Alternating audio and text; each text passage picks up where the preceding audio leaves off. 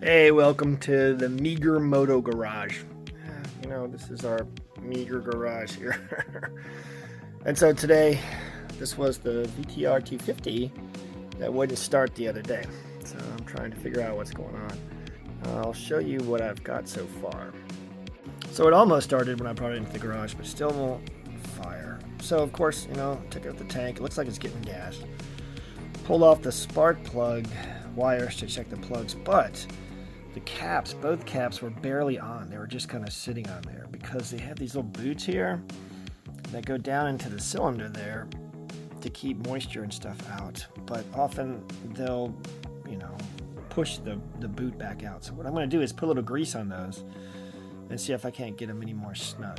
But that's still not the problem, so we'll have to figure out what's going on here. So when we say it's good enough, which is our motto here at the Meager Moto Garage, this is what we're talking about, basically. So this bike is interesting because the fuel petcock, the fuel switch, has to go through that hole right there. You see that? So it goes through that hole. So there's a really long knob to do that, a plastic knob. But I don't have that knob. So to make it work, do you see what I have here? That is like the threads for a lamp or something, you know, cut to fit just the right size. And I just happen to have a crappy Phillips head screw that would go through it just long enough to attach it to the fuel switch. And I'll show you in a second, the screw is bent, so it's not even straight. So the knob turns crooked the whole time. So I'll show you that. Okay, so I got the knob on now, and you'll see when I try to turn it, that's off. Watch. See, that's reserve. Watch, see the knob go up and down. That's on. So, you know, it's good enough. Alright, so again, here's our VTR. It starts now.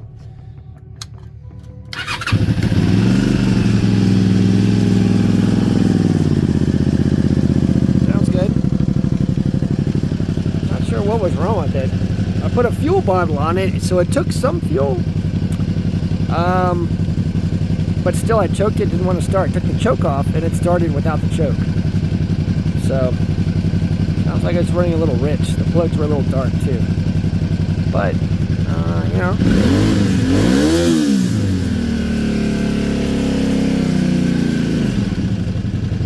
My throttle sticks a little bit there. But you know what? Good enough. Another prime example of our good enough motto is this. The plastic on this thing doesn't have the mount or something. They're all busted off. So what I did was just drill holes in it and zip tie it up. And I'll just snip this off. But when you put the seat on, you won't even see it. Good enough. So there are some details on this VTR that are pretty nice. I sprayed this fender myself. Picked out a color that I thought was close to the 1988 color. Sprayed it and clear coated it, and it turned out really good. And then there's this, right? So look at this piece of plastic. And I didn't know this until after I painted it because this was completely disassembled when I bought it. And I'll post pictures of what it looked like. But all of the plastic looked like it was there, so I painted the plastic, and then when I put it together, this side lined up pretty good, but this side not line up. Like, that's not right. So I think this piece of plastic is for a different year or something. But you know what? You know what I'm going to say, right? Actually, what I'm going to say is, another thing is that the further away you stand, the better these things look. You know? Because look, I mean, I didn't repair that stuff. It's just, you know, cracked and scratched. I just sanded it a little bit and painted over, but that looks good enough, you know, from a distance.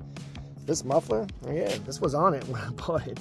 Well, it wasn't on it. I put it on it, but somebody, like, did some kind of crazy car pipe exhaust welding thing, and it's great that they welded the bracket up here, but it's nowhere near the mount down there.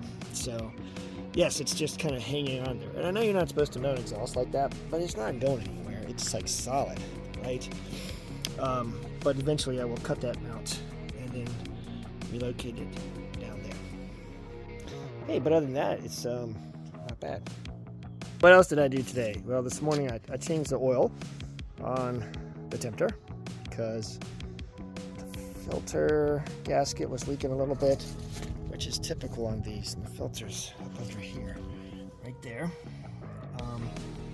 And often, if you buy the cheaper oil filters, little rubber gaskets that come with it are just too thin. And so they have a tendency to seep or weep. And I feel like it's probably going to do that again. But at least it has fresh oil. So, okay, what is that? You know, here at the Meager Moto Garage, I don't turn anything away. And everyone knows that, unfortunately. And so often people bring me things just to see if I can get them running. And so this belongs to my father-in-law, which he surprised me with yesterday to see if I could get it running. I've never worked on anything like this, but you know, it's like a Meager motor. So I can probably get it running, and I can probably kill myself on that too.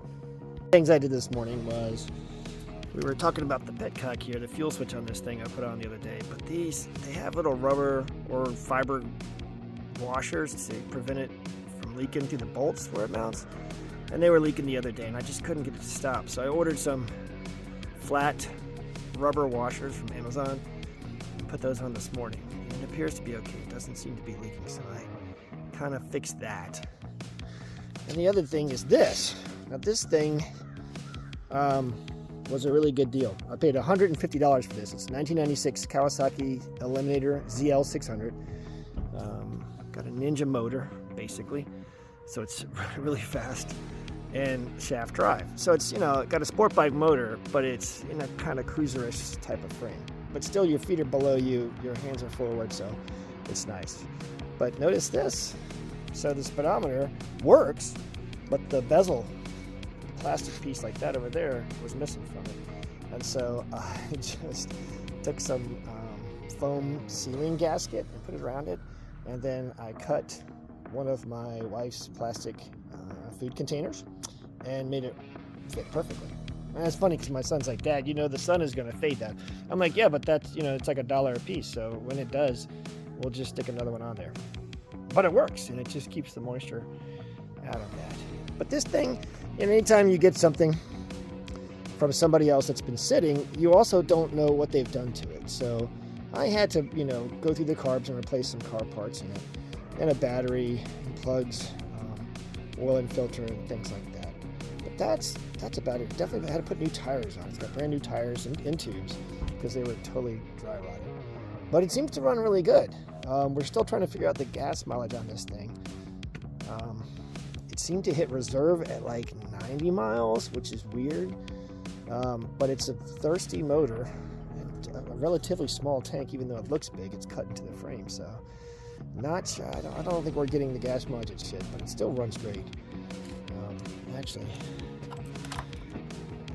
put the choke on, make sure it starts. Yeah. So it's funny because it sounds like a Ninja, right?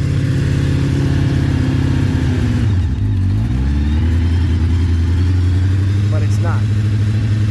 It's a pretty sweet bike for $150.